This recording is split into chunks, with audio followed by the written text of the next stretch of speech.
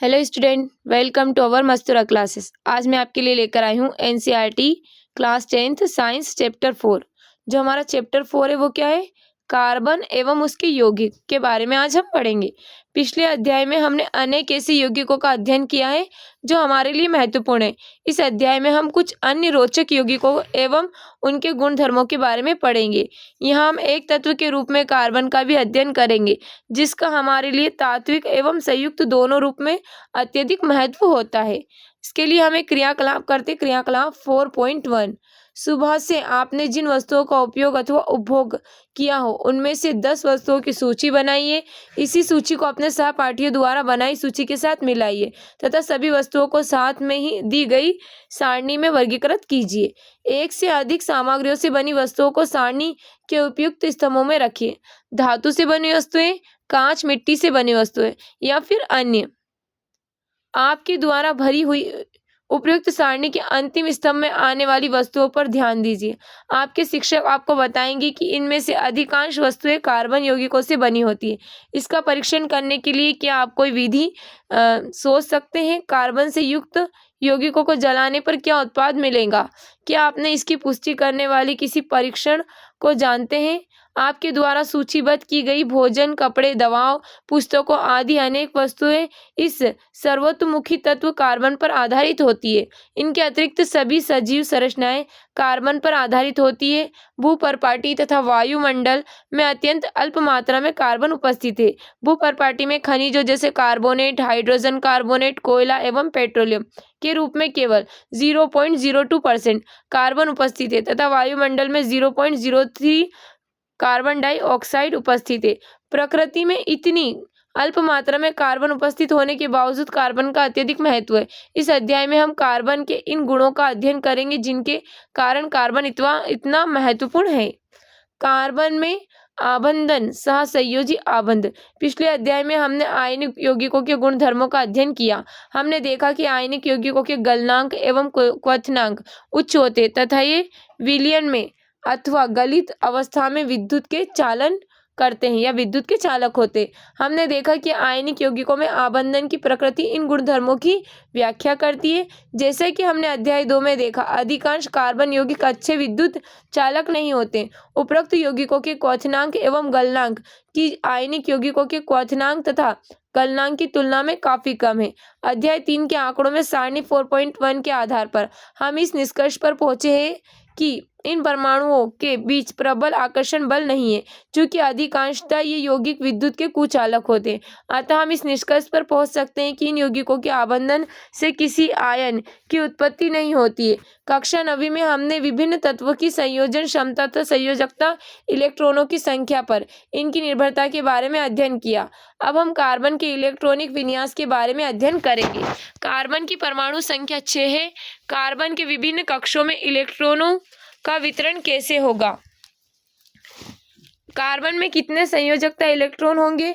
हम जानते हैं कि भारी कोश को पूरी तरह से भर देने अर्थात उत्कृष्ट गैस विन्यास को प्राप्त करने की प्रवृत्ति के आधार पर अभिक्रियाशीलता समझाई जाती है। आयनिक यौगिक बनाने वाले तत्व सबसे भारी कोश से इलेक्ट्रॉन प्राप्त करके या उनका ह्रास करके इसे प्राप्त करते हैं।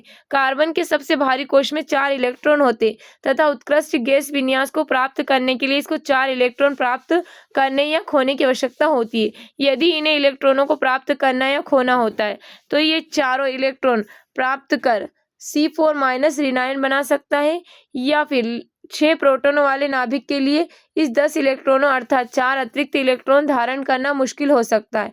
ये 4 इलेक्ट्रॉन खोकर C4+ धनायन बना सकता है, लेकिन 4 इलेक्ट्रॉनों को खोकर 6 प्रोटॉन वाले नाभिक में केवल 2 इलेक्ट्रॉनों का कार्बन धनायन बनाने के लिए अत्यधिक ऊर्जा की आवश्यकता होगी। कार्बन अपने अन्य परमाणु अथवा अन्य तत्वों के साथ परमाणुओं के साथ संयोजकता इलेक्ट्रॉन की साझेदारी करके इस समस्या को सुलझा लेता है। केवल कार्बन ही नहीं बल्कि अनेक अन्य तत्व भी इसी प्रकार इलेक्ट्रॉनों की साझेदारी करके अणुओं का निर्माण करते हैं। जिस इलेक्ट्रॉन की साझेदारी की जाती है वे दोनों परमाणु के भारी कोश के ही होते हैं तथा इनके फलस्वरूप दोनों ही परमाणु उत्कृष्ट गैस विन्यास की स्थिति को प्राप्त करते हैं। कार्बन की यौगिकों की चर्चा करने से पहले इलेक्ट्रॉनों की साझेदारी से बने कुछ सामान्य अणुओं को हम समझते हैं। जैसा कि हम यहाँ पर देख सकते हैं, हमको एक सारणी दी गई, सारणी 4.1 कार्बन के कुछ यौगिकों के गलनांक एवं क्वथनांक। यौगिक, उनके गलनांक और उनके क्वथनांक। एसिटिक एसिड CH3COOH, गलनांक कितना है यहाँ पर 290 और क्वथनांक है 391। क्लोरोफॉर्म CHCl3, कितना है यहाँ पर गलनांक 209 और क्वथनांक है 334। एथेनॉल CH3CH2OH, इसका गलनांक कितना है 156 और क्वथनांक है 351। मेथेन CH4, इसका गलनांक कितना है 90 और इसका क्वथनांक कितना है 111। अब हम आगे देखते हैं यहाँ पर ये कैसे साझेदारी करता है। हाइड्रोजन परमाणु दिखाई दे रहा है हमको, यहाँ पर हम देख सकते हैं H2 अणु साझेदारी के इलेक्ट्रॉन, यहाँ पर क्या कर रहा है, ये साझेदारी कर रहा है इलेक्ट्रॉन की। हाइड्रोजन का एक अणु हम यहाँ पर देख सकते हैं, तो H- हाइड्रोजन के दो परमाणु के बीच एकल बंध बनता है।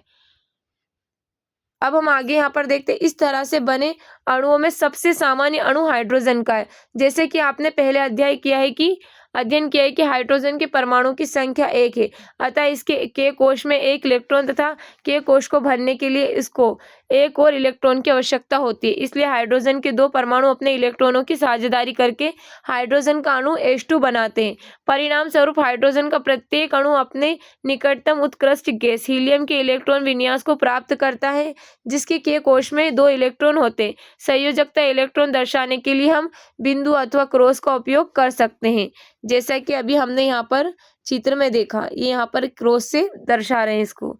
इलेक्ट्रॉन के सहभागी युग्म हाइड्रोजन के दो परमाणु के बीच सहसंयोजी एक आबंध बनाते हैं। इस आबंध को दो परमाणुओं के बीच एक रेखा के द्वारा भी व्यक्त किया जाता है, जैसा कि चित्र में दिखाया गया है। क्लोरीन की परमाणु संख्या 17 है। इसका इलेक्ट्रॉनिक विन्यास तथा संयोजकता क्या होगी। क्लोरीन द्विपरमाणुक अणु Cl2 बनाती है। क्या आप इस अणु की इलेक्ट्रॉन बिंदु संरचना बना सकते हैं। याद रखिए कि केवल संयोजकता कोश इलेक्ट्रॉनों को ही चित्रित करने की आवश्यकता होती है। ऑक्सीजन के दो परमाणु के बीच द्वि आबंध का बनना दिखाई देता है। ऐसा इसलिए होता है क्योंकि ऑक्सीजन के परमाणु के एल कोश में 6 इलेक्ट्रॉन होते हैं। ऑक्सीजन की परमाणु संख्या 8 है तथा इसके अष्टक पूरा करने के लिए 2 इलेक्ट्रॉनों की आवश्यकता होती है। अतः ऑक्सीजन का प्रत्येक परमाणु ऑक्सीजन के अन्य परमाणु के साथ 2 इलेक्ट्रॉनों की साझेदारी करता है, जिससे हमें चित्र 4.3 के अनुसार संरचना प्राप्त होती है, जैसा कि हम यहाँ पर देख सकते हैं। ऑक्सीजन के प्रत्येक परमाणु के द्वारा प्रदान किए गए 2 इलेक्ट्रॉनों से इलेक्ट्रॉनों के 2 सहभागी युग्म प्राप्त होते हैं। इसे 2 परमाणु के बीच द्वि आबंध बनना कहते हैं। क्या अब आप जल के अणु को चित्रित कर सकते हैं जिसमें ऑक्सीजन के एक परमाणु एवं हाइड्रोजन के 2 परमाणु के बीच आबंधन की प्रकृति को दर्शाया गया हो। इस अणु में एक आबंध, एक और द्वि आबंध है। नाइट्रोजन के द्वि परमाणु अणु में कैसा आबंध होगा। नाइट्रोजन की परमाणु संख्या 7 है। इसका इलेक्ट्रॉनिक विन्यास एवं संयोजन क्षमता क्या होगी। अष्टक प्राप्त करने के लिए नाइट्रोजन के एक अणु में नाइट्रोजन का प्रत्येक परमाणु 3 इलेक्ट्रॉन देता है, जिससे इलेक्ट्रॉन के 3 सहभागी युग्म प्राप्त होते हैं। इसे 2 परमाणु के बीच त्रिआबंध का बनना कहा जाता है। N2 की इलेक्ट्रॉन बिंदु संरचना तथा इसके त्रिआबंध को चित्र 4.4 के अनुसार दर्शाया जा सकता है, जैसे कि हम यहाँ पर देख सकते हैं। नाइट्रोजन के 2 परमाणु के बीच त्रिआबंध बंध हमको यहाँ पर दिखाया गया है। अमोनिया की अणु का सूत्र NH3 है। क्या आप इस अणु की इलेक्ट्रॉन बिंदु संरचना को चित्रित कर सकते हैं जिसमें यह दर्शाया गया हो, जैसे कि सभी 4 परमाणुओं को उत्कृष्ट गैस विन्यास की स्थिति प्राप्त हुई। इन अणुओं में एक द्वि अथवा त्रि कौन सा आबंध होगा। अब हम मेथेन को देखते हैं, जो कार्बन का यौगिक ईंधन के रूप में मेथेन का अधिकाधिक उपयोग होता है तथा यह बायोगैस एवं संपीड़न प्रकृति CNG का प्रमुख घटक है। यह कार्बन के सर्वाधिक सरल यौगिकों में से एक है। मेथेन का सूत्र CH4 है, जैसा कि आप जानते हैं। हाइड्रोजन की संयोजकता 1 है। कार्बन चतुसंयोजक है क्योंकि इसमें 4 संयोजकता इलेक्ट्रॉन होते। उत्कृष्ट गैस विन्यास की स्थिति को प्राप्त करने के लिए कार्बन इलेक्ट्रॉनों की साझेदारी हाइड्रोजन के 4 परमाणु के साथ करता है, जैसा कि चित्र में हम यहाँ पर देख सकते हैं। कार्बन का एक अणु और यहाँ पर क्या हो रहा है, हाइड्रोजन के 4 अणु के साथ में क्या करता है, परमाणु के साथ में साझेदारी करता है। अब इस प्रकार की परमाणु के बीच इलेक्ट्रॉन के युग्म की साझेदारी, जो इलेक्ट्रॉनों की यहाँ पर जो साझेदारी हो रही है, बनने वाले आबंध को क्या कहा जाता है, सहसंयोजी आबंध कहलाता है। सहसंयोजी आबंध वाले अणुओं में भीतर तो प्रबल आबंध होता है, लेकिन इनका अंतराणुक बल दुर्बल होता है। फलस्वरूप इन यौगिकों के क्वथनांक एवं गलनांक कम होते हैं, चूंकि परमाणुओं के बीच इलेक्ट्रॉनों की साझेदारी होती है और आवेशित कण बनते हैं। सामान्यतः ऐसे सहसंयोजक यौगिक विद्युत के कुचालक होते हैं। यहाँ पर हम इसको देख सकते हैं, मीथेन की इलेक्ट्रॉनिक बिंदु संरचना जो हमको दिखाई गई है। कार्बन की अपरूपता। प्रकृति में कार्बन तत्व अनेक विभिन्न भौतिक गुणों के साथ विविध रूपों में पाया जाता है। हीरा एवं ग्रेफाइट दोनों ही कार्बन के परमाणुओं से बने हैं। कार्बन के परमाणुओं परस्पर आबंधन के तरीकों के आधार पर ही इनमें अंतर होता है। हीरे में कार्बन का प्रत्येक परमाणु कार्बन के 4 अन्य परमाणुओं के साथ आबंधित होता है, जिससे एक दृढ़ त्रिआयामी संरचना बनती है। ग्रेफाइट में कार्बन के प्रत्येक परमाणु का आबंधन कार्बन के 3 अन्य परमाणुओं के साथ ही तल पर होता है, जिसमें षटकोणीय व्यू मिलता है। इनमें से एक आबंधी होता है, जिसके कारण कार्बन की संयोजकता पूर्ण होती है। ग्रेफाइट की संरचना में षटकोणीय तल एक दूसरे के ऊपर उपस्थित होते हैं, जैसा कि हम यहाँ पर देख सकते हैं। हीरे की संरचना, ग्रेफाइट की संरचना और यहाँ पर क्या बंक मीन्स टलर फ्लोरीन की संरचना। इन दो विभिन्न संरचनाओं के कारण हीरे एवं ग्रेफाइट के भौतिक गुणधर्म अत्यंत भिन्न होते हैं, जबकि उनके रासायनिक गुणधर्म एक समान होते हैं। हीरा अब तक का ज्ञात सर्वाधिक कठोर पदार्थ है, जबकि ग्रेफाइट चिकना तथा फिसलनशील होता है। पिछले अध्याय में आपने जिन अधातुओं के बारे में अध्ययन किया, उनके विपरीत ग्रेफाइट विद्युत का सुचालक होता है। शुद्ध कार्बन को अत्यधिक उच्च दाब एवं ताप पर उपचारित करके हीरे को संश्लेषित किया जा सकता है। संश्लेषित हीरे का आकार में छोटे होते हैं, लेकिन अन्यथा प्रकृति को हीरों से अभेदनीय होते हैं। फ्लोरीन कार्बन अपरूपता का अन्य वर्ग है। सबसे पहले C60 की पहचान की गई, जिसमें कार्बन के परमाणु फुटबॉल के रूप में व्यवस्थित होते हैं। चूंकि यह अमेरिका ऑर्टिटेक्स बंकमिंस्टर फुलर द्वारा डिजाइन किए गए जियोडेसिक गुंबद के समान लगते हैं, इसलिए इस अणु को फ्लोरीन का नाम दिया गया है। अभी हमको ये क्वेश्चन दिए गए, इनके आंसर आप कमेंट बॉक्स में कमेंट करना। आगे देखते हैं हम कार्बन की सर्वतोमुखी प्रकृति के बारे में। विभिन्न तत्वों एवं यौगिकों में हमने इलेक्ट्रॉनों की साझेदारी और सहसंयोजी आबंध का निर्माण देखा। हमने सरल कार्बन यौगिक मीथेन की संरचना भी देखी। अध्याय के आरंभ में हमने देखा कि कितनी वस्तुओं में कार्बन पाया जाता है।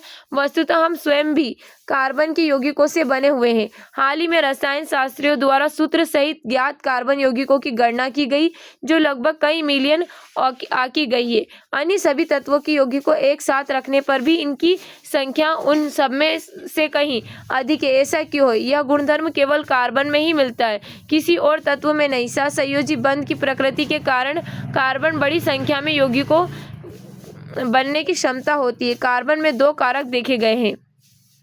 कार्बन में कार्बन के ही अन्य परमाणुओं के साथ आबंध बनाने की अद्वितीय क्षमता होती है, जिससे बड़ी संख्या में अणु बनते हैं। इस अणु को श्रृंखलन कहते हैं। इन यौगिकों में कार्बन की लंबी श्रृंखला, कार्बन की विभिन्न शाखाओं वाली श्रृंखला अथवा वलय में व्यवस्थित कार्बन भी पाए जाते हैं। साथ ही कार्बन के परमाणु एक द्विव अथवा त्रि आबंध से जुड़े हो सकते हैं। कार्बन परमाणु के बीच केवल एक आबंध से जुड़े कार्बन के यौगिक संतृप्त यौगिक कहलाते हैं। द्विव अथवा त्रि आबंध वाले कार्बन के यौगिक असंतृप्त यौगिक कहलाते हैं। कार्बन यौगिकों में जिस सीमा तक श्रृंखलन का गुण पाया जाता है, वह किसी तत्व में नहीं मिलता। सिलिकॉन हाइड्रोजन के साथ यौगिक बनाते हैं, जिनमें 7 या 8 परमाणु तक की श्रृंखला हो सकती है, लेकिन यह यौगिक अति अभिक्रियाशील होते हैं। कार्बन आबंध अत्यधिक प्रबल होता है, अतः यह स्थायी होता है। फलस्वरूप अनेक कार्बन परमाणु के साथ आपस में जुड़े हुए अनेक यौगिक प्राप्त होते हैं। चूंकि कार्बन की संयोजकता 4 होती है, अतः इसमें कार्बन के 4 अन्य परमाणु अथवा कुछ अन्य एक संयोजक तत्व के परमाणु के साथ आबंधन की क्षमता होती है। Oxygen, hydrogen, nitrogen, sulphur, chlorine तथा अनेक तत्वों के साथ कार्बन के यौगिक बनते। फलस्वरूप ऐसे विशेष गुण वाले यौगिक बनते हैं जो अणु में कार्बन के अतिरिक्त उपस्थित तत्व पर निर्भर करते हैं। अधिकतर अन्य तत्वों के साथ कार्बन द्वारा बनाए गए आबंध अत्यंत प्रबल होते हैं, जिनके फलस्वरूप ये यौगिक अतिशय रूप में स्थायी होते हैं। कार्बन द्वारा प्रबल आबंधों के निर्माण का एक कारण इसका छोटा आकार भी है। इसके कारण इलेक्ट्रॉन के सहभागी युग्मों को नाभिक मजबूती से पकड़े रहता है। बड़े परमाणुओं वाले तत्वों से बने आबंध तुलना में अत्यंत दुर्बल होते हैं। कार्बनिक यौगिक कार्बन में पाए जाने वाले दो विशिष्ट लक्षणों चतुसंयोजकता और श्रृंखलन से बड़ी संख्या में यौगिकों का निर्माण होता है। अनेक यौगिकों के अकार्बनिक परमाणु अथवा परमाणु के साथ समूह विभिन्न कार्बन श्रृंखलाओं से जुड़े होते हैं। मूल रूप से इन यौगिकों को प्राकृतिक पदार्थों से प्राप्त किया जाता है तथा यह समझा गया है कि ये कार्बन यौगिक अथवा कार्बनिक यौगिक केवल सजीवों में ही निर्मित हो सकते हैं। अर्थात यह माना गया है कि उनके संश्लेषण के लिए एक जीवन शक्ति आवश्यक थी। 1828 में फ्रेडरिक वॉलर ने अमोनियम साइनेट में इसे यूरिया बनाकर इसे असत्य प्रमाणित किया है। लेकिन कार्बाइड, कार्बोनेट तथा बाइकार्बोनेट लवणों के अतिरिक्त सभी कार्बन यौगिकों का अध्ययन अभी भी कार्बनिक रसायन के अंतर्गत होता है।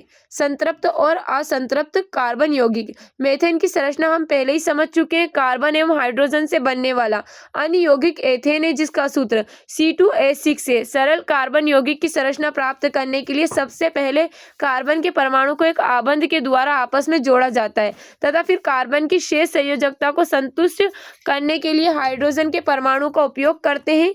उदाहरण के लिए निम्न चरणों में एथेन की संरचना को प्राप्त किया जाता है, जैसे कि CC एक आबंध के द्वारा जुड़े कार्बन परमाणु। प्रत्येक कार्बन परमाणु की 3 संयोजकता असंतुष्ट रहती है, अतः प्रत्येक का आबंध 3 हाइड्रोजन परमाणु के साथ किया जाता है, जिनमें निम्न प्राप्त होता है, जैसे कि हम यहाँ पर देख सकते हैं CCHHHHH। तो हम यहाँ पर इसको देख सकते हैं। ये क्या कर रहा है, यहाँ पर एथेन की इलेक्ट्रॉन बिंदु संरचना हम यहाँ पर देख सकते हैं। और यहाँ पर क्या है, 3 हाइड्रोजन परमाणु से जुड़े प्रत्येक कार्बन परमाणु एथेन की इलेक्ट्रॉनिक बिंदु संरचना में दर्शाया गया है। क्या आप इसी प्रकार प्रोपेन की संरचना चित्रित कर सकते हैं, जिसका आणविक सूत्र C3H8 होता है। आप देखेंगे कि सभी परमाणु की संयोजकता उनके बीच बने एक आबंध से संतुष्ट होते हैं। ऐसे यौगिकों को संतृप्त यौगिक कहते हैं। सामान्यतः ये यौगिक अधिक अभिक्रियाशील नहीं होते, किंतु कार्बन एवं हाइड्रोजन के एक अन्य यौगिक का सूत्र C2H4 है, जिसे एथीन कहते हैं। इस अणु को कैसे चित्रित कर सकते हैं, हम पहले जैसी चरणबद्ध विधि अपनाएंगे। जैसा कि हम यहाँ पर देख सकते हैं, CC एक आबंध के द्वारा जुड़े कार्बन परमाणु चरण। और यहाँ पर हम देखते हैं चरण 2 में CC या क्या हो रहा है, HHHH। हम देखेंगे कि प्रति कार्बन परमाणु की एक संयोजकता असंतुष्ट रहती है। इसको तभी संतुष्ट किया जाता है जब 2 कार्बनों के बीच द्वि आबंध हो, जिनमें हमें निम्न प्राप्त होता है, जैसा कि हम यहाँ पर देख सकते हैं। इथेन में इलेक्ट्रॉनिक बिंदु की संरचना दी गई है। इथीन की संरचना को हम यहाँ पर देख सकते हैं। हाइड्रोजन एवं कार्बन के अन्य यौगिक का सूत्र C2H2 है, जिसे एथाइन कहते हैं। क्या आप एथाइन की इलेक्ट्रॉन बिंदु संरचना का चित्रण कर सकते हैं? इनकी संयोजकता को संतुष्ट करने के लिए 2 कार्बन परमाणु के बीच कितने आबंध आवश्यक है? कार्बन परमाणु के बीच इस प्रकार द्वि या त्रि आबंध वाले कार्बन यौगिकों को कार्बन यौगिक कहते हैं तथा ये संतृप्त कार्बन यौगिकों की तुलना में अधिक अभिक्रियाशील होते हैं। श्रृंखलाएं, शाखाएं एवं वलय। पिछले खंड में हमने क्रमशः 1, 2 तथा 3 कार्बन परमाणु वाले कार्बन यौगिकों मेथेन, एथेन, प्रोपेन की चर्चा की। कार्बन परमाणु की इस प्रकार की श्रृंखलाओं में 10 कार्बन परमाणु हो सकते हैं। इनमें से 6 के नाम तथा संरचना 4.2 में दिए गए हैं। कार्बन तथा हाइड्रोजन के संतृप्त यौगिकों के सूत्र तथा उनकी संरचनाएं, जैसे कि हम देख सकते हैं कार्बन परमाणु की संख्या, उनका नाम, उनका सूत्र और उनकी संरचना। पहला है मेथेन CH4 और यहाँ पर हम उसकी संरचना देख सकते हैं। एथेन क्या हमारा C2H6 और हम यहाँ पर इसकी संरचना देख सकते हैं। प्रोपेन C3H8 और हम यहाँ पर इसकी संरचना भी देख सकते हैं। ब्यूटेन C4H10 ये इसकी संरचना। पेंटेन C5H12 इसकी संरचना है। हेक्सेन C6H14 तो यहाँ पर हम इसकी संरचना को देख सकते हैं। किंतु आइए अब हम ब्यूटेन पर पुनर्विचार करते हैं। यदि हम 4 कार्बन परमाणुओं से कार्बन कंकाल बनाए तो हमें पता चलता है कि 2 विभिन्न कंकाल बन सकते हैं, जैसे कि एक ये और एक ये। 2 संभावित कार्बन कंकाल हम देख सकते हैं। शेष संयोजकता के स्थान पर हाइड्रोजन भरने से हमें निम्नलिखित प्राप्त होता है, जैसा कि ये C4H10 सूत्र से 2 संरचनाओं के लिए संपूर्ण अणु। हम देखेंगे कि इन दोनों संरचनाओं में एक ही सूत्र C4H10 के समान आणविक सूत्र है, लेकिन विभिन्न संरचनाओं वाले ऐसे यौगिक संरचनात्मक समन्वयन कहलाते हैं। सीधी तथा शाखाओं वाली कार्बन श्रृंखलाओं के अतिरिक्त कुछ यौगिकों में कार्बन के परमाणु वलय के आकार में व्यवस्थित होते हैं, जैसे साइक्लोहेक्सेन का सूत्र C6H12 है तथा उसकी संरचना निम्न है, जैसा कि हम यहाँ पर देख सकते हैं। हेक्सेन की संरचना, कार्बन कंकाल और संपूर्ण अणु। क्या आप साइक्लोहेक्सेन की इलेक्ट्रॉन बिंदु संरचना को चित्रित कर सकते हैं? सीधी श्रृंखला, शाखित श्रृंखला तथा चक्री कार्बन यौगिक सभी संतृप्त अथवा असंतृप्त यौगिक हो सकते हैं। जैसे बेंजीन C6H6 की संरचना निम्न है। बेंजीन की संरचना यहाँ पर हम इसको देख सकते हैं। केवल कार्बन एवं हाइड्रोजन वाले ये सभी कार्बन यौगिक हाइड्रोकार्बन कहलाते हैं। इनमें से संतृप्त हाइड्रोकार्बन एल्केन कहलाते हैं। ऐसे संतृप्त हाइड्रोकार्बन जिनमें एक या अधिक दोहरे आबंध होते हैं एल्कीन कहलाते हैं। एक या अधिक त्रि आबंध वाले एल्काइन कहलाते हैं। मुझसे दोस्ती करेंगे। कार्बन अत्यंत मैत्रीपूर्ण तत्व है। अभी तक हमने कार्बन तथा हाइड्रोजन के यौगिकों की चर्चा की, लेकिन कार्बन अन्य तत्वों जैसे हेलोजन, ऑक्सीजन, नाइट्रोजन तथा सल्फर के साथ भी आबंध बनाता है। हाइड्रोकार्बन श्रृंखला में यह तत्व एक या अधिक हाइड्रोजन को इस प्रकार प्रतिस्थापित करते हैं कि कार्बन की संयोजकता संतुष्ट रहती है। ऐसे यौगिकों में हाइड्रोजन को प्रतिस्थापित करने वाले तत्वों को विषम परमाणु कहते हैं। यह विषम परमाणु कुछ प्रक्रियात्मक समूहों में भी उपस्थित होते हैं, जैसा कि सारणी 4.3 में दिया गया है। यह विषम परमाणु और वे प्रकार्यात्मक समूह जिनमें यह उपस्थित होते यौगिकों को विशिष्ट गुण प्रदान करते हैं। यह गुण कार्बन श्रृंखला की लंबाई और प्रकृति पर निर्भर होते हैं। फलस्वरूप यह प्रकार्यात्मक समूह कहलाते हैं। सारणी 4.3 में कुछ महत्वपूर्ण प्रकार्यात्मक समूह दिए गए। एकल रेखा के द्वारा समूह की मुक्त संयोजकता अथवा संयोजकताएं दर्शाई गई है। हाइड्रोजन के एक या अधिक अणुओं को प्रतिस्थापित करके इन संयोजकता के द्वारा प्रकार्यात्मक समूह कार्बन श्रृंखलाओं से जुड़े रहते हैं। कार्बन यौगिक में कुछ प्रक्रियात्मक समूह, विषम परमाणु यौगिकों का प्रकार और प्रकार्यात्मक समूह का फॉर्मूला। जैसे कि हम देख सकते हैं ClBr, halo chloro bromo alkane, और यहाँ पर हाइड्रोजन के प्रतिस्थापित कैसे होता है। ऑक्सीजन, एल्कोहल, एल्डिहाइड, और यहाँ पर कीटोन, और यहाँ पर कार्बोक्सिलिक अम्ल, जैसे कि हम यहाँ पर इनकी संरचनाएं देख सकते हैं।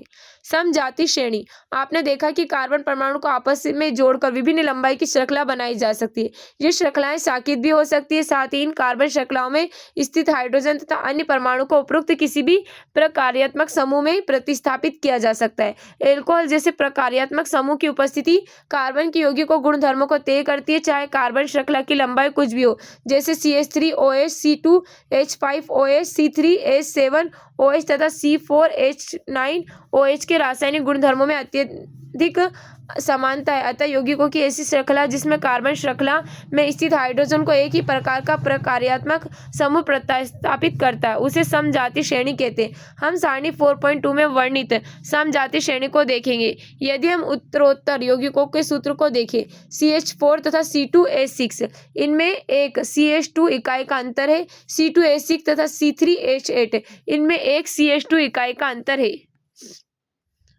अगले युग्म प्रोपेन C3H8 एवं ब्यूटेन C4H10 में क्या अंतर है? क्या आप इन युग्मों के आणविक द्रव्यमानों में अंतर ज्ञात कर सकते हैं? कार्बन का परमाणुक द्रव्यमान 12U तथा हाइड्रोजन का परमाणुक द्रव्यमान 1U है। इसी प्रकार एल्केनो समजाति श्रेणी को देखिए। श्रेणी का पहला सदस्य एथीन है, जिसके बारे में हम पहले ही अनुभाग में अध्ययन कर चुके। एथेन का सूत्र क्या है? उत्तरोत्तर सदस्यों के सूत्र C3H6, C4H10 तथा C5H10 है। क्या इनमें भी CH2 इकाई का अंतर है? क्या आपको इन यौगिकों में कार्बन एवं हाइड्रोजन के परमाणु की संख्या के बीच कोई संबंध प्रतीत होता है? एल्कीनो का सामान्य सूत्र CnH2n के रूप में लिखा जा सकता है, जहाँ N क्या है 2, 3, 4। क्या आप इसी प्रकार एल्काइनो का सामान्य सूत्र बना सकते हैं? जब किसी समजाति श्रेणी में आणविक द्रव्यमान बढ़ता है तो भौतिक गुणधर्मों में क्रमबद्धता दिखाई देती है। ऐसा इसलिए होता है क्योंकि आणविक द्रव्यमान के बढ़ने के साथ गलनांक एवं क्वथनांक में वृद्धि होती है। किसी विशेष विलायक में विलेयता जैसे भौतिक गुणधर्म भी इसी प्रकार का क्रमबद्धता दर्शाते हैं, किंतु पूर्ण रूप से प्रकार्यात्मक समूह के रूप में सुनिश्चित किए जाने वाले रासायनिक गुण समजाति श्रेणी के एक समान बने रहते हैं। क्रियाकलाप 4.2 सूत्र तथा आणविक द्रव्यमानों में अंतर की गणना। CH3OH, C2H5OH, C2H5OH तथा C3H7OH, C3H7OH तथा C4H6OH। क्या इन तीनों में कोई समानता है? एक परिवार तैयार करने के लिए एल्कोहलों को कार्बन परमाणु के बढ़ते हुए क्रम में व्यवस्थित कीजिए। क्या इनको एक समजाति श्रेणी का परिवार कहा जा सकता है। सारणी 4.3 में दिए गए अन्य प्रकार्यात्मक समूह के लिए 4 कार्बनों तक यौगिकों वाली समजाति श्रेणी तैयार कीजिए। कार्बन यौगिकों की नाम पद्धति। किसी समजाति श्रेणी में यौगिकों के नामों का आधार बेसिक कार्बन की उन मूल श्रृंखलाओं पर आधारित होता है जिनको प्रकार्यात्मक समूह की प्रकृति के अनुसार पूर्व लगन, उपसर्ग या अनुलगन प्रत्यय के रूप में संशोधित किया गया हो। जैसे क्रियाकलाप 4.2 के लिए गए एल्कोहल के नाम मेथेनॉल, एथेनॉल, प्रोपेनॉल तथा ब्यूटेनॉल। निम्न विधि के द्वारा किसी कार्बन यौगिक का नामकरण किया जा सकता है। यौगिक में कार्बन परमाणु की संख्या ज्ञात कीजिए। 3 कार्बन वाले यौगिकों का नाम प्रोपेन होगा। प्रकार्यात्मक समूह की उपस्थिति में इसको पूर्व लगन अथवा अनुलगन के साथ यौगिक के नाम में दर्शाया जाता है। यदि प्रकार्यात्मक समूह का नाम अनुलगन के आधार पर दिया जाना हो तथा यदि प्रकार्यात्मक समूह के अनुलगन नाम स्वर ए, ई, आई, ओ, यू से प्रारंभ होता है तो कार्बन श्रृंखला के नाम अंत का ई हटाकर उसमें समुचित अनुलगन लगाकर संशोधित करते हैं। जैसे कीटोन समूह की 3 कार्बन वाली श्रृंखलाओं को निम्न विधि से दिया जाएगा। प्रोपेन ई, प्रोपेन +1, प्रोपेनोन। असंतृप्त कार्बन श्रृंखला में कार्बन के नाम में दिए गए अंतिम एन को सारणी के अनुसार एन या एन से प्रतिस्थापित करते हैं। जैसे द्वि आबंध वाली 3 कार्बन श्रृंखलाओं में प्रोपीन कहलाएगी तथा त्रि आबंध वाली में प्रोपाइन कहलाएगी। कार्बनिक यौगिक की नाम पद्धति। यौगिकों का प्रकार पूर्व लगन, उदाहरण हेलो एल्केन, पूर्व लगन क्लोरो, ब्रोमो आदि। और यहाँ पर क्या है क्लोरोप्रोपेन। फिर हम यहाँ पर देखते हैं इसको ब्रोमोप्रोपेन, एल्कोहल अनुलगन और फिर यहाँ पर प्रोपेनॉल और एल्डिहाइड एल और यहाँ पर प्रोपेनॉल। कीटोन, कीटोन के साथ क्या हो रहा है अनुलगन तो यहाँ पर क्या बन रहा है प्रोपेनॉन और यहाँ पर कार्बोक्सिलिक अम्ल के साथ में ओइस एसिड, यहाँ पर क्या बन रहा है प्रोपेनाइक अम्ल। एल्किन एन मतलब इन तो क्या बन रहा है प्रोपीन। एल्काइन अनुलगन तो क्या बन रहा है आइन यानी प्रोपाइन। अब हम यहाँ पर कुछ क्वेश्चन दिए गए, इनके आंसर आप कमेंट बॉक्स में कमेंट करना। अब हम आगे देखते हैं कार्बन यौगिकों के रासायनिक गुणधर्म। इस भाग में हम कार्बन यौगिकों के कुछ रासायनिक गुणधर्मों का अध्ययन करेंगे। चूंकि हमारे द्वारा उपयोग में लाए जाने वाले अधिकांश ईंधन कार्बन तथा उसके यौगिकों के होते हैं, अतः सर्वप्रथम हम दहन के विषय में ही पढ़ेंगे। सबसे पहले हम देखते हैं दहन। अपने सभी अपरूपों में कार्बन ऑक्सीजन में दहन करके ऊष्मा एवं प्रकाश के साथ कार्बन डाइऑक्साइड देता है।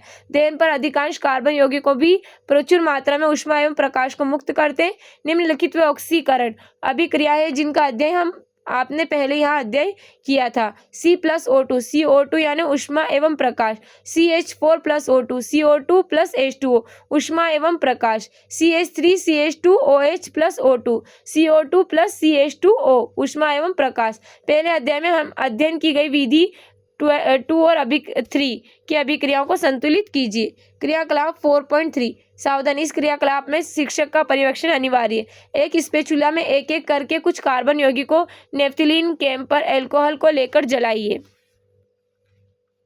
ज्वाला की प्रकृति का परीक्षण कीजिए तथा लिखिए कि धुआं उत्पन्न हुआ या नहीं। ज्वाला के ऊपर धातु की एक तस्तरी रखिए। इनमें से किसी भी यौगिक के कारण क्या तस्तरी पर कोई निक्षेपण हुआ है। क्रियाकलाप 4.4 एक बुनसेन बर्नर जलाए तथा विभिन्न प्रकार की ज्वालाओं धुएं की उपस्थिति को प्राप्त करने के लिए उसके आधार पर वायु छिद्र को व्यवस्थित कीजिए। पीली कज्जली ज्वाला कब प्राप्त हुई, नीली ज्वाला कब प्राप्त हुई। संतृप्त हाइड्रोकार्बन से सामान्यतः स्वच्छ ज्वाला निकलेगी जबकि असंतृप्त कार्बन यौगिक से अत्यधिक काले धुएं वाली पीली ज्वाला निकलेगी। इसके परिणाम स्वरूप क्रियाकलाप 4.3 धातु की तस्करी पर कज्जली निक्षेपण होगा, लेकिन वायु की आपूर्ति को सीमित कर देने से अपूर्ण दहन होने पर संतृप्त हाइड्रोकार्बन से भी कज्जली ज्वाला निकलेगी। घरों में उपयोग में लाई जाने वाली गैस केरोसिन के स्टोव में वायु के लिए छिद्र होते जिनमें पर्याप्त मात्रा में ऑक्सीजन समृद्ध मिश्रण जलकर स्वच्छ नीली ज्वाला देता है। यदि कभी बर्तनों के तले काले होते हुए दिखाई दे तो इसको अर्थ होगा कि वायु छिद्र अवरोध है तथा ईंधन का व्यर्थ व्यय हो रहा है। कोयले तथा पेट्रोलियम जैसे ईंधनों में कुछ मात्रा में नाइट्रोजन तथा सल्फर होते हैं। इनके दहन के फलस्वरूप सल्फर तथा नाइट्रोजन के ऑक्साइड का निर्माण होता है जो पर्यावरण में प्रमुख प्रदूषक है। क्यों जलते हुए पदार्थ ज्वाला उत्पन्न करते हैं अथवा नहीं करते हैं? क्या आपने कभी कोयले अथवा लकड़ी की अग्नि को देखा है? यदि नहीं तो अगली बार जब भी अवसर मिले तो आप ध्यान से देखिएगा। लकड़ी अथवा कोयले का जलना आरंभ होने पर क्या होता है? आपने देखा होगा कि मोमबत्ती या गैस स्टोव की एलपीजी जलते समय ज्वाला उत्पन्न करती है। यद्यपि आप देखेंगे कि अंगीठी में जलने वाली कोयला तारकोल कभी कभी लाल रंग के समान उज्ज्वल होता है तथा बिना ज्वाला के ऊष्मा देता है। ऐसा इसलिए होता है क्योंकि केवल गैसीय पदार्थों के जलने पर ही ज्वाला उत्पन्न होती है। लकड़ी या तारकोल जलने पर उपस्थित वाष्पशील पदार्थ वाष्पीकृत हो जाते तथा आरंभ में ज्वाला के साथ जलते। गैसीय प्रारंभों के परमाणुओं को ताप देने के एक दीप्त ज्वाला दिखाई देती है तथा उज्ज्वल होना आरंभ कर देती है। प्रत्येक तत्व के द्वारा उत्पन्न रंग उस तत्व का अभिलाक्षणिक गुण होता है। गैस स्टोव की ज्वाला में तांबे की तार को जलाने का प्रयास कीजिए तथा इसके रंग का प्रेक्षण कीजिए। आपने देखा कि अपूर्ण दहन से कज्जल उत्पन्न होता है जो कार्बन होता है। इसके आधार पर आप मोमबत्ती के पीले रंग की ज्वाला का क्या कारण बताएंगे? अब हम आगे देखते हैं यहाँ पर कोयले तथा पेट्रोलियम का निर्माण। कोयले तथा पेट्रोलियम का निर्माण जैव मात्रा से हुआ है जो विभिन्न जैविकी तथा भूवैज्ञानिक प्रक्रियाओं पर निर्भर करता है। कोयला लाखों वर्ष पुराने वृक्षों, फर्न तथा अन्य पौधों का अवशेष है। संभवतः भूकंप अथवा ज्वालामुखी फटने के कारण ये धरती में चट्टानों की परतों के नीचे दब गए थे तथा धीरे धीरे क्षय होकर ये कोयला बन गए। तेल तथा गैस लाखों वर्ष पुराने छोटे समुद्री पौधे तथा जीवों के अवशेष है। उनके मृत्यु होने पर उनके शरीर समुद्र तल में डूब गए तथा गाद से ढक गए। उन मृत अवशेषों पर बैक्टीरिया के आक्रमण में प्रबल दाब के कारण तेल तथा गैस का निर्माण हुआ। इसी बीच के गाद धीरे धीरे दबकर चट्टान बन गया। चट्टान के छिद्रित भागों से तेल तथा गैस का रिसाव हुआ और ये पानी में स्पंज की तरह फंस गए। क्या आप अनुमान लगा सकते हैं कि कोयले तथा पेट्रोलियम के जीवाश्म ईंधन क्यों कहते हैं?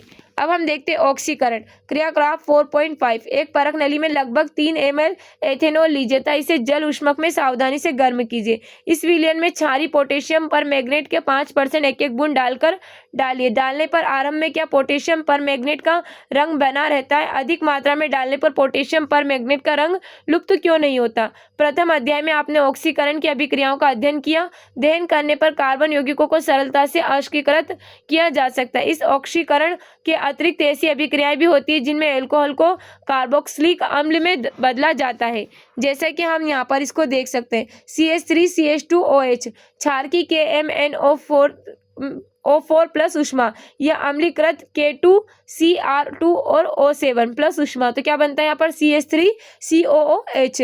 हम देखेंगे कि कुछ पदार्थों में अन्य पदार्थों को ऑक्सीजन देने की क्षमता होती है। इन पदार्थों को ऑक्सीकारक कहा जाता है। क्षारीय पोटेशियम परमैंगनेट अथवा अम्लीकृत पोटेशियम डाइक्रोमेट अल्कोहल को अम्लों में ऑक्सीकृत करते हैं, अर्थात ये आरंभिक पदार्थ में ऑक्सीजन छोड़ते हैं, अतएव इनको ऑक्सीकारक कहते हैं। अब हम देखते हैं संकलन अभिक्रिया। संकलन अभिक्रिया में हमको क्या दिखाया गया है? पैलेडियम तथा निकेल जैसे उत्प्रेरकों की उपस्थिति में असंतृप्त हाइड्रोकार्बन हाइड्रोजन जोड़कर संतृप्त हाइड्रोकार्बन देते हैं। उत्प्रेरक के वे पदार्थ होते हैं जिनके कारण अभिक्रिया भिन्न दर से आगे बढ़ती है। जो अभिक्रिया प्रभावित नहीं होती, निकेल उत्प्रेरक का उपयोग करके साधारणतः वनस्पति तेलों का हाइड्रोजनीकरण इस अभिक्रिया का उपयोग होता है। वनस्पति तेलों में साधारणतः लंबी असंतृप्त कार्बन श्रृंखलाएं होती है, जबकि जंतु वसा में संतृप्त कार्बन श्रृंखलाएं होती है। जैसा कि हम यहाँ पर देख सकते हैं श्रृंखला को, आपने देखा होगा कि कुछ विज्ञापनों में कहा जाता है कि वनस्पति तेल स्वास्थ्यवर्धक होते हैं। साधारणतः जंतु वसा में संतृप्त वसा अम्ल होते हैं जो स्वास्थ्य के लिए हानिकारक माने जाते हैं। भोजन पकाने के लिए असंतृप्त वसा अम्लों वाले तेलों का उपयोग करना चाहिए। प्रतिस्थापन अभिक्रिया। संतृप्त हाइड्रोकार्बन अत्यधिक अनभिकृत होते हैं तथा अधिकांश अभिकर्मकों की उपस्थिति में अक्रिय होते हैं। हालांकि सूर्य के प्रकाश की उपस्थिति में अति तीव्र अभिक्रिया में क्लोरीन हाइड्रोकार्बन में संकलन होता है। क्लोरीन एक एक करके हाइड्रोजन के परमाणु का प्रतिस्थापन करती है। इसको प्रतिस्थापन अभिक्रिया कहते हैं क्योंकि एक प्रकार का परमाणु अथवा परमाणु के समूह दूसरे का स्थान लेते हैं। साधारणतः उच्च समजाति एल्केन के साथ अनेक उत्पादों का निर्माण होता है, जैसे कि हम यहाँ पर देख सकते हैं CH4 प्लस Cl2। सूर्य के प्रकाश की उपस्थिति में CH3Cl प्लस HCl। यहाँ कुछ प्रश्न दिए, इनका आंसर आप कमेंट बॉक्स में कमेंट करना। आगे देखते हैं हम कुछ महत्वपूर्ण कार्बन यौगिक, एथनॉल और एथेनाइक अम्ल। अनेक कार्बन यौगिक हमारे लिए अनमोल होते हैं, किंतु यह हम व्यावसायिक रूप से महत्वपूर्ण 2 यौगिकों एथेनॉल और एथेनाइक अम्लों के गुणधर्मों का अध्ययन करेंगे। एथेनॉल को गुणधर्म। एथेनॉल कक्ष के ताप पर द्रव अवस्था में होता है। एथेनॉल के गलनांक एवं क्वथनांक के लिए सारणी 4.1 देखिए। सामान्यतः एथेनॉल को एल्कोहल कहा जाता है तथा यह सभी एल्कोहली पेय पदार्थों का महत्वपूर्ण अवयव होता है। इसके अतिरिक्त यह एक अच्छा विलायक है, इसलिए इसका उपयोग tincture, iodine, cough syrup, tonic आदि जैसी औषधियों में होता है। एथेनॉल को किसी भी अनुपात में जल में मिलाया जा सकता है। तनु एथेनॉल की थोड़ी सी मात्रा लेने पर नशा आ जाता है। हालांकि एल्कोहल पीना निंदनीय है, लेकिन समाज में बड़े पैमाने पर प्रचलित है। लेकिन शुद्ध एथेनॉल परिशुद्ध एल्कोहल की थोड़ी सी भी मात्रा घातक सिद्ध हो सकती है। काफी समय तक एल्कोहल का सेवन करने से स्वास्थ्य संबंधित कई समस्याएं उत्पन्न हो जाती है। 4.1 क्रियाकलाप। शिक्षक के द्वारा प्रदर्शन। लगभग 2 चावल के आकार के बराबर सोडियम के टुकड़े एथेनॉल परिशुद्ध एल्कोहल में डालिए। आप क्या परीक्षित करते हैं? उत्सर्जित गैस को आप कैसे जांच करेंगे? एथेनॉल की अभिक्रिया। सोडियम के साथ अभिक्रिया, जैसे कि हम यहाँ पर देख सकते हैं। एल्कोहल सोडियम से अभिक्रिया कर हाइड्रोजन गैस उत्सर्जित करता है। एथेनॉल के साथ अभिक्रिया में दूसरा उत्पाद सोडियम एथोक्साइड बनता है।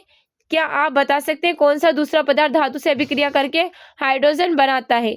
असंतृप्त हाइड्रोजन कार्बन बनाने की अभिक्रिया 443 के तापमान पर एथेनॉल को अधिक सांद्र सल्फ्यूरिक अम्ल के साथ गर्म करने पर एथेनॉल का निर्जलीकरण होकर एथीन बनता है, जैसे कि आप यहाँ पर देख सकते हैं।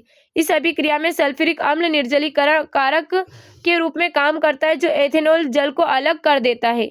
अब हम देखते हैं सजीव प्राणियों में एल्कोहल का क्या प्रभाव पड़ता है। जब अधिक मात्रा में एथेनॉल का सेवन किया जाता है तो इससे उपापचयी प्रक्रिया धीमी हो जाती है तथा केंद्रीय तंत्रिका तंत्र कमजोर हो जाता है। इसके फलस्वरूप समन्वय की कमी, मानसिक दुविधा, उनिंदापन, सामान्य अंतर्बाध का कम हो जाना एवं भाव शून्यता आती है। यद्यपि व्यक्ति राहत महसूस करता है, लेकिन उसे पता नहीं चल पाता कि उसके सोचने समझने की क्षमता तथा मांसपेशी बुरी तरह से प्रभावित हो चुकी है। एथेनॉल के विपरीत मेथेनॉल को थोड़ी सी भी मात्रा में लेने से मृत्यु हो सकती है।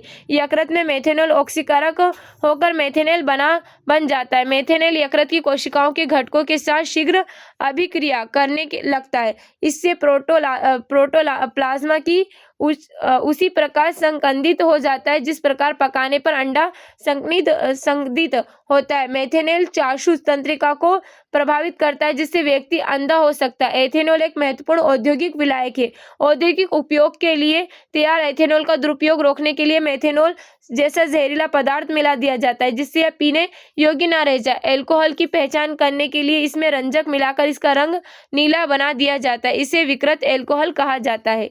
ईंधन के रूप में एल्कोहल। गन्ना सूर्य के प्रकाश को रासायनिक ऊर्जा में बदलने में सर्वाधिक सक्षम होता है। गन्ने का रस मोलेसस सिरा बनाने के उपयोग में लाया जाता है, जिसका किण्वन करके एल्कोहल एथेनॉल तैयार किया जाता है। कुछ देशों में एल्कोहल में पेट्रोल मिलाकर उससे स्वच्छ ईंधन के रूप में इस्तेमाल किया जाता है। यह ईंधन पर्याप्त ऑक्सीजन वाले केवल कार्बन डाइऑक्साइड एवं जल उत्पन्न करता है।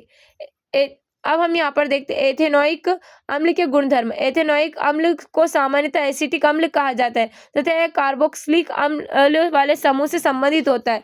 एसिटिक अम्ल के 3 से 4% को विलियन को सिरका कहा जाता है एवं आचार में परिरक्षक के रूप में इस्तेमाल किया जाता है। शुद्ध एथेनोइक अम्ल का गलनांक 290 के होता है और इसलिए ठंडी जलवायु में शीत के दिनों में यह जम जाता है। इस कारण इसे ग्लेशियल एसिटिक अम्ल कहते हैं। कार्बोक्सिलिक अम्ल कहा जाने वाला कार्बनिक यौगिक को समूह को अभिलक्षण इसकी अम्लीयता होती है। हालांकि खनिज अम्लों के विपरीत कार्बोक्सिलिक अम्ल दुर्बल अम्ल होते हैं। खनिज अम्ल जैसे हाइड्रोक्लोरिक अम्ल पूरी तरह आयनीकृत हो जाते हैं। क्रियाकलाप 4.8। एक परख नली में सांद्र सल्फ्यूरिक अम्ल की कुछ बूंदें 1 ml एथेनॉल परिशुद्ध एल्कोहल एवं ग्लेशियल एसिटिक अम्ल लीजिए। कम से कम 5 मिनट तक जल ऊष्मक में उसे गर्म करें, जैसा कि चित्र में दिखाया गया। अब इसे उस बीकर में उड़ेल दीजिए जिसमें कि 20 से 50 जल को तथा उस मिश्रण को सूंघिए। क्रियाकलाप 4.7। लिटमस एवं पत्र सार्वत्रिक सूचक का उपयोग कर तनु एसिटिक अम्ल तथा हाइड्रोक्लोरिक अम्ल के पीएच मान की तुलना कीजिए।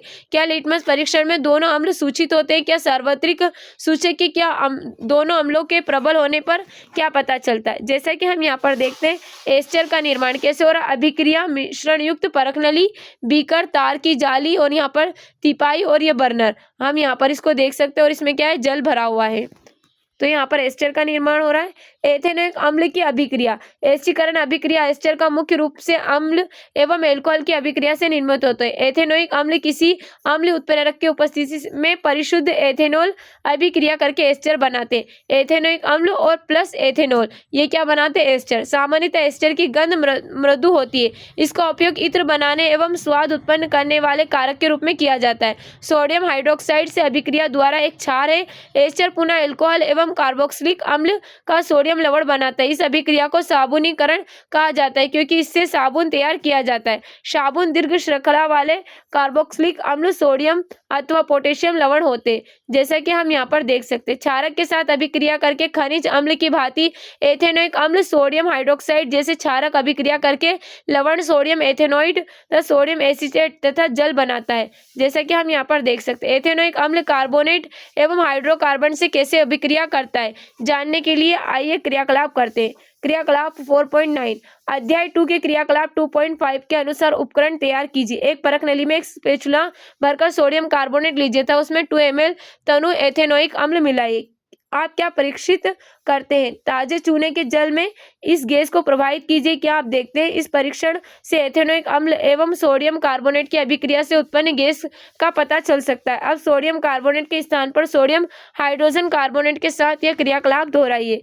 कार्बोनेट एवं हाइड्रोजन कार्बोनेट के साथ अभिक्रिया करके एथेनोइक अम्ल कार्बोनेट एवं हाइड्रोजन कार्बोनेट के साथ अभिक्रिया करके लवण कार्बन डाइऑक्साइड एवं जल बनाता है। इस अभिक्रिया में उत्पन्न लवण को सोडियम एसीटेट कहते हैं, जैसा कि हम यहाँ पर देख सकते हैं। अब हमें यहाँ कुछ क्वेश्चन दिए गए, इनके आंसर आप कमेंट बॉक्स में कमेंट करना। आगे हम देखते हैं साबुन और अपमार्जक। क्रियाकलाप 4.10 दोनों में एक एक बूंद तेल पाक डालिए और उन्हें ए और बी नाम दीजिए। परख नली में बी साबुन के घोल की कुछ बूंदें डालिए। दोनों परख नली को समान समय तक जोर जोर से हिलाइए। क्या हिलाना बंद करने के बाद दोनों परख नलियों में आप तेल एवं जल की परतों को अलग अलग देख सकते हैं? कुछ देर तक दोनों परख नली को स्थिर रखिए और फिर उस पर ध्यान दीजिए क्या तेल की परत अलग हो जाती है? ऐसा किस परख नली में पहले होता है? इस क्रियाकलाप को सफाई में साबुन के प्रभाव का पता चलता है, जैसा कि हम यहाँ पर देख सकते हैं। मिसेल का निर्माण, यहाँ पर क्या हो रहा है? मिसेल का निर्माण हो रहा है। ये क्या है? तेल की बूंद हमको दिखाई दे रही है। अधिकांश मेल तेली होते हैं और आप जानते हैं कि तेल पानी अघुलनशील साबुन के अणु लंबी श्रृंखला वाले कार्बोक्सिलिक अम्लों के सोडियम पोटेशियम लवण होते हैं। साबुन का आयनिक भाग जल से जबकि कार्बन श्रृंखला तेल से पारस्परिक क्रिया करती है। इस प्रकार साबुन अणु मिशेली संरचना तैयार करते हैं, जहाँ अणु का एक सिरा तेल कण की और आयनिक सिरा बाहर की ओर होता है। इससे पानी में इमल्शन बनता है। इस प्रकार साबुन का मिशेल मेल को पानी बाहर निकालने में मदद करता है और हमारे कपड़े साफ हो जाते हैं। क्या आप मिशेल की संरचना बना सकते हैं? तो साबुन को हाइड्रोकार्बन में घोलने से बनता है। मिशेल साबुन के अणु ऐसे होते हैं जिनके दोनों सिरों के विभिन्न गुणधर्म होते हैं। जल में विलय एक सिरे को जल रागी कहते हैं। हाइड्रोकार्बन में विलय दूसरे सिरे को जल विरागी कहते हैं। जब साबुन जल की सतह पर होता है तब इसके अणु अपने को इस प्रकार व्यवस्थित कर लेते हैं कि इसका आयनिक सिरा जल के अंदर होता है, जबकि हाइड्रोकार्बन पूंछ दूसरा छोर जल के बाहर होता है।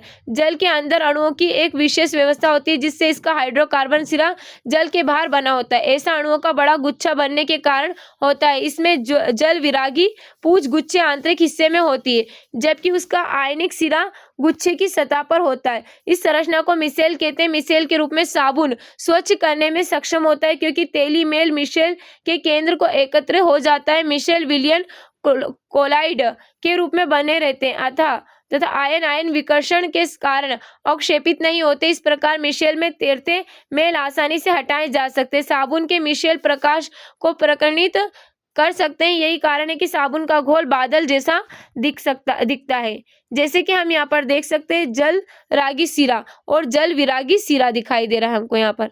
अब हम यहाँ पर देखते हैं मेल हटाने में साबुन का प्रभाव कैसे होता है। और यहाँ पर जल सिरांगी सिरा एवं जल विरागी सिरा दिखाई दे रहा है, चिकनाई अथवा मेल। और यहाँ पर फिर क्या हो रहा है हमारा, ये यहाँ पर फिर धीरे धीरे क्या होता है? मेल हट जाता है यहाँ से कपड़ों में से।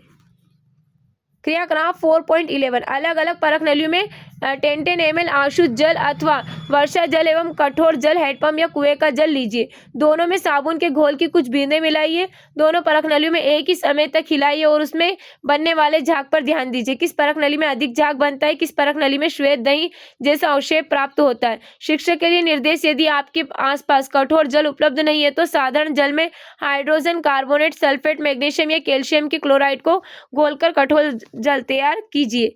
क्रियाकलाप 4.12 दो परख नलियां लीजिए। प्रत्येक 10 ml कठोर जल एक साबुन के घोल की 5 बूंदें तथा दूसरे में अपमार्जक की घोल की 5 बूंदें डालिए। दोनों परख नलियों को एक ही समय तक हिलाइए। क्या दोनों में झाग की मात्रा समान है? किस परख नली में दही जैसा कठोर ठोस पदार्थ बनता है? क्या आपने कभी स्नान करते हुए अनुभव किया है कि झाग मुश्किल से बन रहा है एवं जल से शरीर धो लेने के बाद भी कुछ अघुलनशील पदार्थ जमा रहता है? ऐसा इसलिए होता है क्योंकि साबुन कठोर जल में उपस्थित कैल्शियम और मैग्नीशियम लवणों से अभिक्रिया करता है। ऐसे में आपको अधिक मात्रा में साबुन का उपयोग करना पड़ता है। एक अन्य प्रकार की यौगिक यानी अपमार्जक का उपयोग कर इस समस्या को निपटाया जा सकता है। अपमार्जक सामान्यतः लंबी कार्बन श्रृंखला वाले सल्फोनिक लवण अथवा लंबी कार्बन श्रृंखला वाले अमोनियम लवण होते जो क्लोराइड ब्रोमाइड आयनों के साथ बनते हैं। इन यौगिकों को आवेशित शिरा कठोर जल में उपस्थित कैल्शियम मैग्नीशियम आयनों के साथ अघुलनशील पदार्थ नहीं बनाते। इस प्रकार वह कठोर जल में भी प्रभावी बने रहते हैं। सामान्यतः अपमार्जकों का उपयोग शैम्पू एवं कपड़े धोने के उत्पाद में बनाने में होता है। अब हमें यहाँ कुछ क्वेश्चन दिए गए, इनके आंसर आप कमेंट बॉक्स में कमेंट करना। अब हम आगे देखते हैं हमने इस चैप्टर में क्या सीखा। कार्बन एक सर्वतोमुखी तत्व है जो सभी जीवों एवं हमारे उपयोग में आने वाली वस्तुओं का आधार है। कार्बन की चतुसंयोजकता श्रृंखला प्रकृति के कारण यह कई यौगिक बनाता है। अपने अपने भारी कोशों को पूर्ण रूप से भरने के लिए दो परमाणुओं के बीच इलेक्ट्रॉनों की साझेदारी साथ संयोजक आबंध बनता है। कार्बन अपने या दूसरे तत्व जैसे हाइड्रोजन, ऑक्सीजन, सल्फर, नाइट्रोजन एवं क्लोरीन के साथ संयोजक आबंध बनाता है। कार्बन ऐसे यौगिकों भी बनाता है जिसमें कार्बन परमाणु के बीच द्वितीय त्रि आबंध होते हैं। कार्बन की यह श्रृंखला सीधी, शाखायुक्त या विलीय किसी भी रूप में हो सकती है। कार्बन की श्रृंखला बनाने की क्षमता के कारण यौगिकों की एक समजाति श्रेणी उत्पन्न होती है जिसमें विभिन्न लंबाई वाली कार्बन श्रृंखला से समान प्रकार्यात्मक समूह जुड़ा होता है। एल्कोहल, एल्डिहाइड, कीटोन एवं कार्बोक्सिलिक अम्ल जैसे समूह कार्बन यौगिकों को अभिलाक्षणिक गुण प्रदान करते हैं। कार्बन तथा उसके यौगिक हमारे ईंधन के रूप प्रमुख स्रोत हैं। कार्बन यौगिक एथेनॉल, एथेनाइक अम्ल हमारे दैनिक जीवन में काफी महत्व है। साबुन एवं अपमार्जक की प्रक्रिया अणुओं में जलरागी, जल विरागी दोनों समूहों की उपस्थिति पर आधारित है। इसकी मदद से तेली मेल का पायस बनता है और बाहर निकलता है। अब हमें कुछ क्वेश्चन दिए गए हैं, इनके आंसर आप कमेंट बॉक्स में कमेंट करना। उम्मीद है जो हमारा आज का चैप्टर आपको अच्छा लगा। अगर हमारा आज का चैप्टर आपको अच्छा लगा है तो इसी तरह की अपडेट के लिए हमारे चैनल को सब्सक्राइब करें और बेल आइकन को दबाना ना भूलें। Okay, thank you so much.